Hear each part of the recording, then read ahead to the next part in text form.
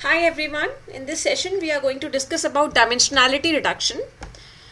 Uh, First of all, so I'll divide this presentation into three parts. First of all, we'll understand what is the meaning of dimensionality reduction. Okay. Second, we'll find out why we need to do dimensionality reduction. And third, how do we reduce our dimensions? Okay, so to begin with, we'll start with the meaning of dimensionality reduction. What is the meaning of dimensions of data? So dimensions of data means attributes of data.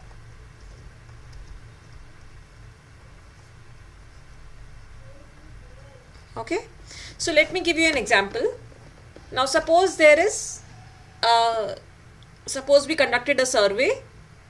The survey had 50 questions in it, and the survey was given to 5,000 people. Okay, so 50 questions were there, and it was given to 5,000 people. Okay, so in this case, this means that there are 50 solutions, right? For each of the person has given answer to 50 questions. So each of the 50 questions will become one attribute or one dimension or one column. So question 1, question 2. Okay, in our data there are 50 columns up to question 50. And the responses are recorded. Let's say the responses are only binary in nature, 1 or 0 or yes or no. Okay. So each of the people, row 1, row 2, up to row 5,000.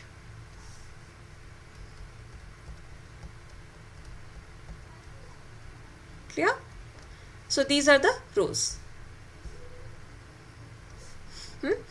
So there are 5,000 rows in my data, and the response will be recorded. Suppose yes, here no, here yes, no, no. So each row is a tuple of ones and zeros or yes or no's, right? 1, 1, 0. 50 values are there in each tuple. So this data has got 50 dimensions or 50 attributes or 50 features. Is that clear? Okay. So the x values, independent values, number of independent variables in our data is called as dimensions of data. Let's understand more about this. So here each row is a tuple of 50 values. So this is 0. Let's say this is also 0. And this is also 0. Right? Each row is also called as each instance. Instance 1, instance 2, okay, and instance 5,000. Now when we understand this, that each instance is a tuple of 50 values, we can find out, which are the similar instances or similar rows and which are the dissimilar rows. The rows are very, very distant. So we can find out the distance between two rows using Euclidean formula or using any other distance formula like Manhattan, Euclidean. We'll discuss the distance formula a little later. Let us understand more about our dimensionality. So let's talk of unidimensional feature space first.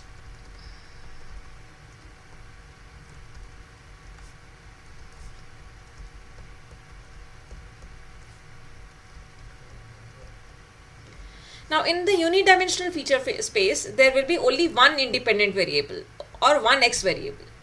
Okay, single dimension is there. Okay. So this is the unidimensional feature space. Each point in the unidimensional feature space is represented using one x value. Okay, a line is a unidimensional feature space. Clear? This line is the unidimensional feature space. Each point can be represented using one value. Is that clear?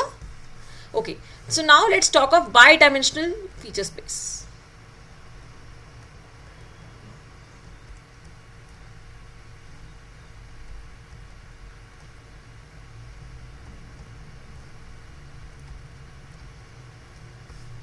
Okay, so let's talk of bidimensional feature space. So this is x1 and this is x2. So there are two dimensions in my feature space. Each point in the bidimensional feature space will be represented using two values, x1 and x2.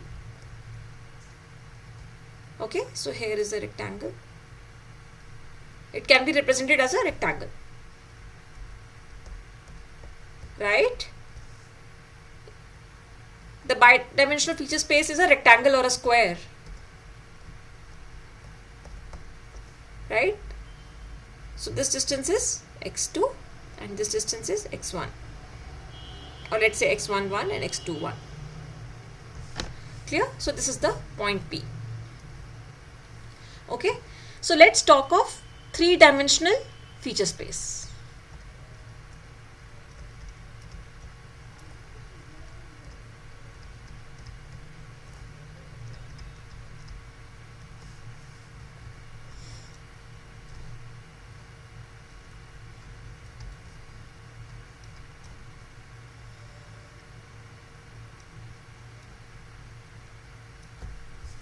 Any point in a three-dimensional feature space will be a cube. So let's say this point can be represented as a cube.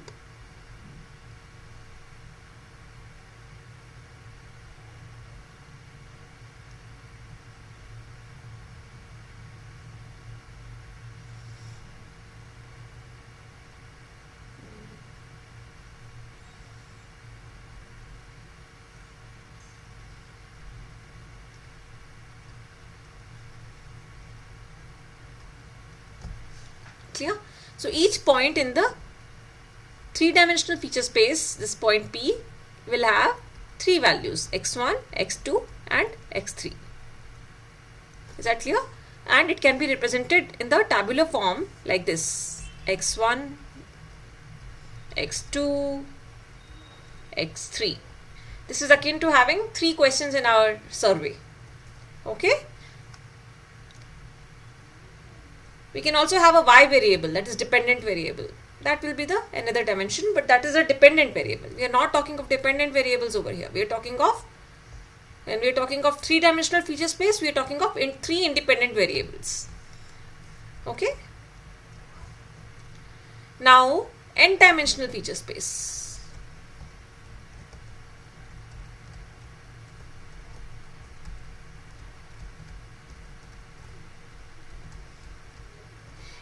It cannot be visualized. N-dimensional feature space will be represented as a n-dimensional hypercube, right? N-dimensional hypercube.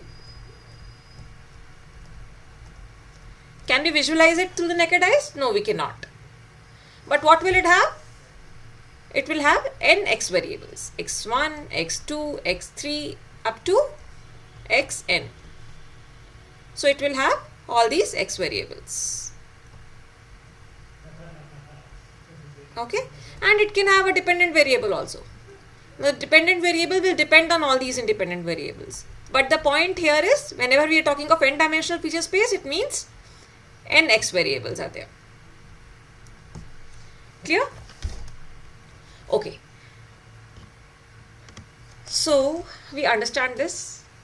And we also understand that each instance, so in our question of the survey, we have got 50 dimensional feature space, right? 50 questions are there. So it will be it can be represented as a 50 dimensional hypercube.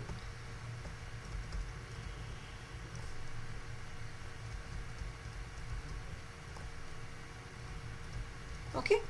And each instance,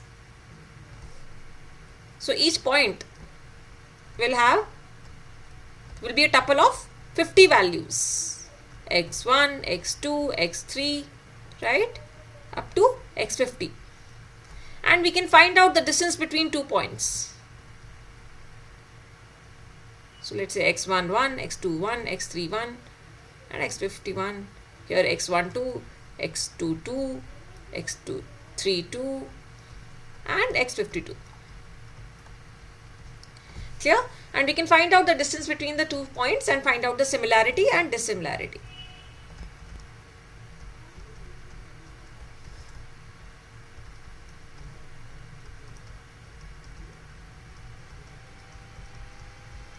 Clear? Alright, so let's move forward. So now let's discuss what is the meaning of curse of dimensionality. Now, as I said, that this 50-dimensional data, 50-dimensional hypercube is not possible for our eyes to visualize. We cannot understand which are the most important questions. Okay, so this is what is our curse of dimensionality. I'll just write this term.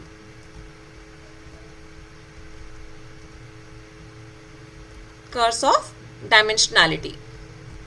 Okay, what is curse of dimensionality? It states that it is very difficult to visualize or process data of very high dimensions. Okay, and on the other hand, we want a rich expression of our data. We want our data to communicate to us in a rich manner. So there are two things that we want. We want rich expression from our data.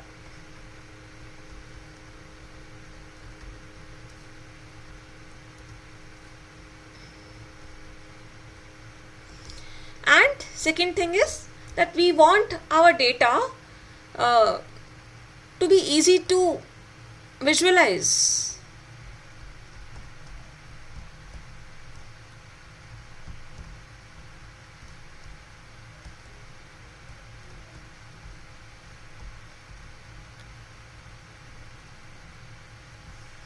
We want our processing, machine learning processing to be computationally effective.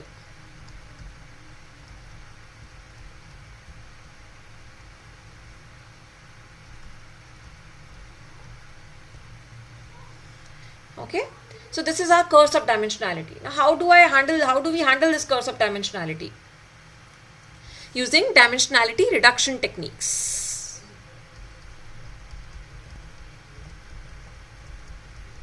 Dimensionality reduction techniques. So what will be our goal?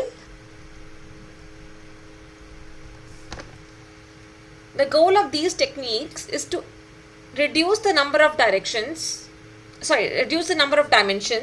which are required to express our data.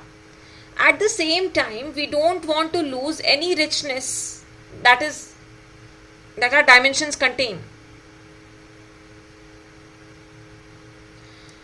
Okay, so there are two kinds of dimensionality reduction techniques: feature extraction techniques and feature selection techniques. Okay, right, I'll say feature selection techniques and feature extraction techniques.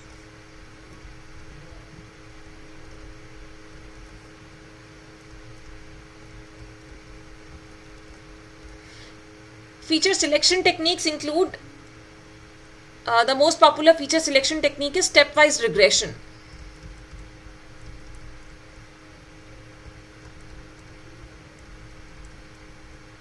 Okay, so in stepwise regression, if we remember what happens, we include only that subset of features that retains all the necessary information required to reach the y value. Only that subset is retained. Okay, so the most important feature extraction technique is principal component analysis, or PCA. PCA seeks to re-express the data with lower number of features. In my next session, I will be discussing about more about principal component analysis, about how we reduce the number of dimensions, we extract the features, the most important features, leading to the maximum variance, and re-express our data. Thank you guys. Bye. Please don't forget to like and share the video.